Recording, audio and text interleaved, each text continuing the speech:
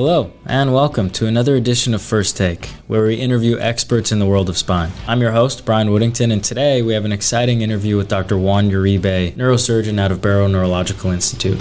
We'll discuss the state of spine care as a whole and different emerging technologies that are fueled by AI and machine learning and what their potential impact can be on spine and the treatment of patients. So with that said, please enjoy the interview. Well, Dr. Uribe, thanks for taking the time with us today to talk about EOS and its impact on your practice. Yeah, thanks for having me. So to kick things off, could you share some of your thoughts on how you see spine surgery's evolution while you've been practicing in your career and where the greatest improvements have been? Yeah, so spine has been changing dramatically since I started my practice. I've been probably as an active spine surgeon almost 20 years, and I can tell you that probably the biggest advances has been obviously better understanding of the spine conditions, but the innovation not only on the implants but also on the imaging has been outstanding. Nowadays, for example, the ability to fuse CTs with MRI, but then be able to obtain low radiation, full body X-rays, what the EOS can bring to us is an amazing advance. The fact that we can see the spine as a whole, be able to understand how the spine interact with the pelvis, with the craniocervical junction, and also the extremities. That's, for example, a unique advantage of the changes that having happened on the spine world as I've been practicing. And a lot of things that we do right now is because these incremental changes, and EOS is one of them. What are the biggest challenges you see? Obviously, huge strides, like you said, in the OR landscape and some of the technologies there, but what do you think still needs to improve? Yeah, there is obviously, we're learning every day. What makes the spine fascinating is that it's a moving target. What we're doing today in 2 years will be obsolete. So, for example, taking advantage of the new generation systems, let's say AI, be able to predict how the spine is going to behave instead of just doing your cases and then having the surprise if you really made your objectives. With the introduction of EOS and putting together predictive analytics, be able to predict or at least understand how that spine is going to behave depending on what procedure you will doing, that's a big change. And I think that's going to drive a lot of the spine outcomes in the future. And hearing that, I appreciate that outlook. Was that a big part of the decision to invest in EOS Edge technology in the first place? Absolutely. If you have navigation, robotics, latest implants, but you don't have something that bring the information that EOS bring you, it's like you're walking but limping. So the EOS is, to me, especially in deformities, closing the full circle. And the EOS, what I like it is that it's a platform that is ready to be applied into the AI and be able to combine with all the other enabling technologies. Yeah, and could you touch on what your protocol is? Is every patient getting an EOS? Is it a full body? What kind of image are you capturing for your patients? Yeah, I'm being lucky that I have, unconditional and straightforward access to EOS. And because I see the value of having full view of the spine, even for a patient with that we call degen problem, cervical or lumbar, be able to understand how all the spine is behaving, the compensatory mechanisms, makes a totally different approach to that patient. Many times we get used to look just what the problem is, that we supposedly think that that's the problem, but a lot of times we are just dealing with the consequence.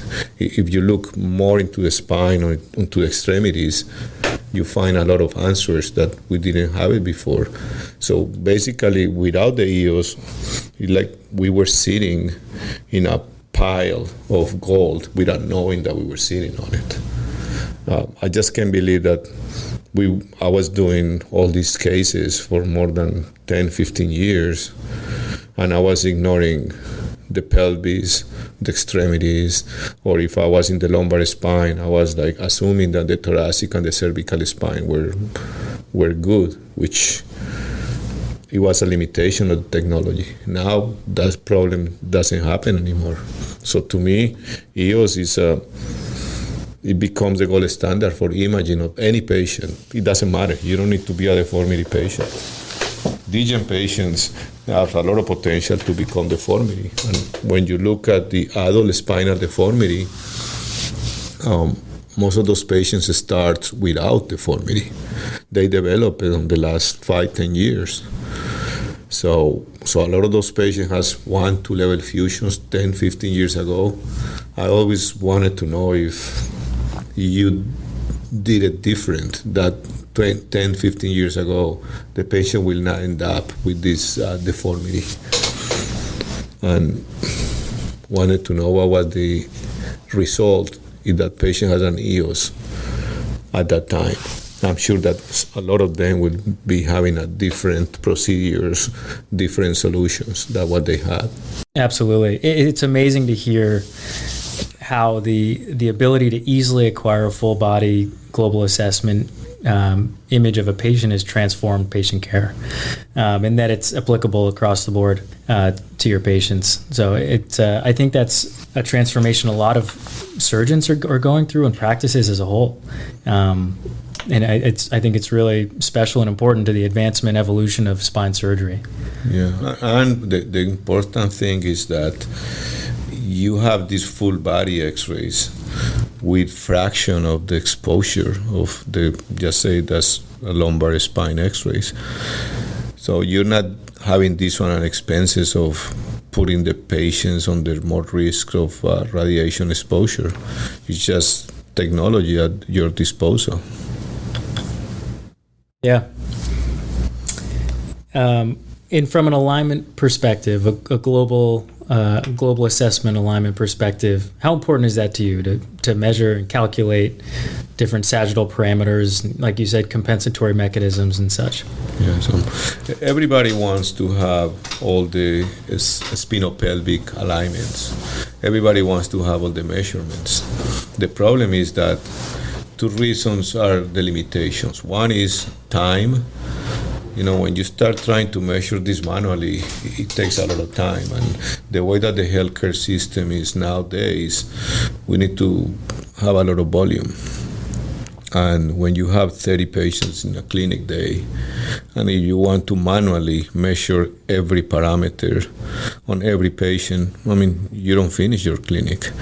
So as important is the alignment, having the advantage of that automated, the delivery of this parameter comes to you in a very objective manner, and coming from an image that is from the entire body is a big difference. Yeah, and thanks for that feedback. I know you're personally excited about the recent launch of EOS Insight and the clinical applications in that platform. Can you share a few other thoughts on what's is most important looking forward, and what you're most excited about? Yeah, what is exciting about EOS is that just the imaging is just like the foundation. what it comes around is actually the future and the application where it really makes an impact in our practices in our patients. The ability, for example, of having an immediate assessment of the alignment. I know that very soon we will be able to know at the same time the bone quality, which when you're a deformity surgeon, you know that the bone quality is, one of the biggest parameters on you decided to do surgery or not, and be able to have all this information up front at your disposal is invaluable. Absolutely. From a pre-surgical planning perspective, what are your thoughts on the ability to easily and seamlessly plan your surgery with a 3D model? Yeah, so integrating that, the EOS images with the alignment objectives is becoming actually something that is possible. I mean, 5 years ago it was like a dream, but which is more important is that now actually the intraoperative reconciliation is going to be possible, because one thing is what you can draw in a board and playing with a software to real life. When you put in your software a 15-degree cage and you're thinking that give you 15-degree lordosis, you know that the real life is different. Spine behaves different. You don't know how the posterior elements are behaving, if there is a fusion, if that facets are mobile, if the ligaments are more rigid or not, if you're able to actually achieve the amount of osteotomies that you were thinking. So all these factors need to be reconciliated and real time. So the EOS has the potential that intra-op you can reconciliate that information and you have a more clear picture of where are you at and if you're meeting your goals of that particular case. Yeah, and sort of an alignment confirmation. Correct. And post-operatively, right, the idea that capturing an EOS edge scan afterwards feeds into the analytics of the platform. What value do you think that could bring? Yeah. That one is obviously close the circle, yeah. So the only way to have a good answer of what we plan preoperative is to be able to analyze in a very objective manner the postoperative images. So the only way that you can get actually results, and you can, more than anything, you can feed the computers correctly for the AI, is to having the postoperative imaging. And when you have all these measurements actually automated, you take the bias of the surgeon, because we as a surgeons, we like to see things good when it's your own patient and we just post-op. But when you have these objective measurements, it becomes more objective. And our research becomes also more honest. And the numbers that come from that and the data that come from that is going to be the data that is going to feed the computers so we can have the AI information. And do you think that data is part of the key to unlocking a sort of the next step in spine care? Absolutely. If we don't have data, if we don't collect, thousands of cases, and we don't put them together in an objective way with the same imaging, with the same cuts, with the same parameters, then we don't know what is next. Today we think that these parameters needs to be met, but we need to validate them, and the only way to validate them is doing a lot of cases, put them together in a scale, and that's one of the new, I would say, features of EOS. Once you have your EOS machine, you're part of this ecosystem where you can be part of all these big data on postoperative cases, and then you don't only learn more, but also you become one of the members of how you going to change and modified what we're doing on the spine today. Absolutely. And in conclusion here, and again, thank you for the time. What do you think the biggest opportunities are forward-looking with this technology and with this information available with some of the advancements? Yeah, so obviously advancements is you can translate all these into new materials, indications. I hope that with all this data, we end up doing smaller cases. We tend to think as a deformity surgeon that T10 to pelvis is the answer for 90% of the people, but I know that if we have better understanding and more information of the spine, I'm sure that a lot of those T10 to pelvis are maybe L2 to L5, or even some of them just standalone cases.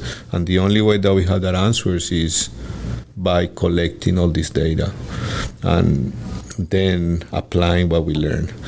So, but I can tell you, I'm 100% sure that T10 to pelvis is not the answer. And that's why we have all these known complications, the phenomenon of the proximal junction failure, this, pelvic failures, all these things that comes with only the T10 to pelvis cases most of the time.